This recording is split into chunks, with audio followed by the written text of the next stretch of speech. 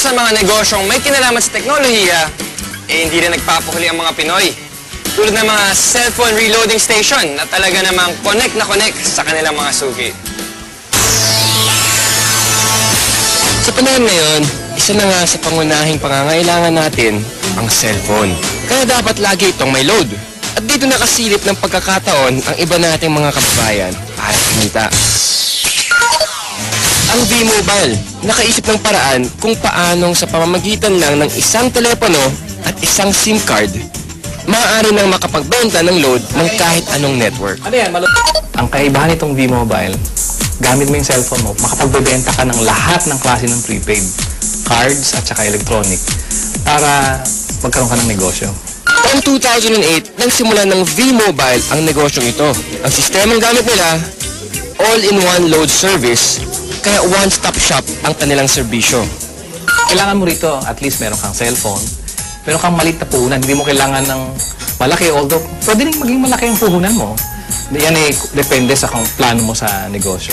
Kung gumagamit ka ng internet, napakasimple lang gagawin mo. Punta ka sa aming www.loadextreme.ph. Tapos pag nakita mo na itong website nito, halimbawa yung online loading, kiklik mo, lalabas dyan yung aming dialog box. I-enter mo yung account mo, papasok mo. So, in this case, pipiliin ko na lang, papasok ko yung aking sikretong PIK. Tapos mamimili ako ng produkto. Tapos, lalagay ko yung cellphone number. Kiklik mo ngayon yung send load. Pag okay natin, yun na. Pero paano ka nga ba kikita sa negosyong ito? Halimbawa, may magpapaload sa iyo ng 100 pesos. Ang mababawas sa load wallet mo ay 90 pesos lang. Ibig sabihin, may 10 piso kang kita sa bawat 100 na i-reload mo sa iyong customer. Kung kumikita ka ng 100 pesos kada araw sa pagre-reload, sa loob ng isang buwan, may kita kang 3,000 piso. Anip, tulad ni Peewee, na nakatuwaan lang daw noong una ang reloading business. Kasi nagulat kami, nung nag-start kami noon, magbabarkada lang kami. So every night magkakasama kami. Nakakatuwa. Nung 5 lang kami nagsimula, 5 members na kami. Kapatid ko, mga barkada ko.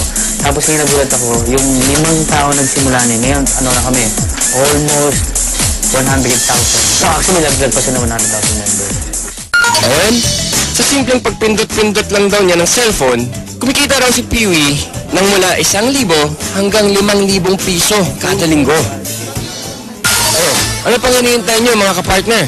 Oras na para ang hilig niyo sa paggamit ng cellphone, pakinabangan niyo rin at maging isang maliit na negosyo.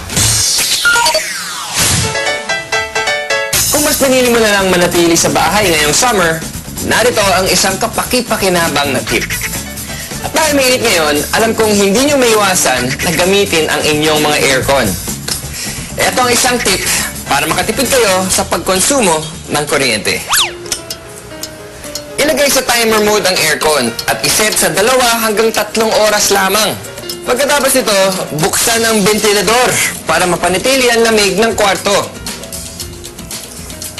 May enjoy mo na ang lamig, makakatipid ka pa. O di ba? Pwede naman eh. Kaya mga kapartner, tandaan, dapat maging wais all the time. Ano ba masasabi natin?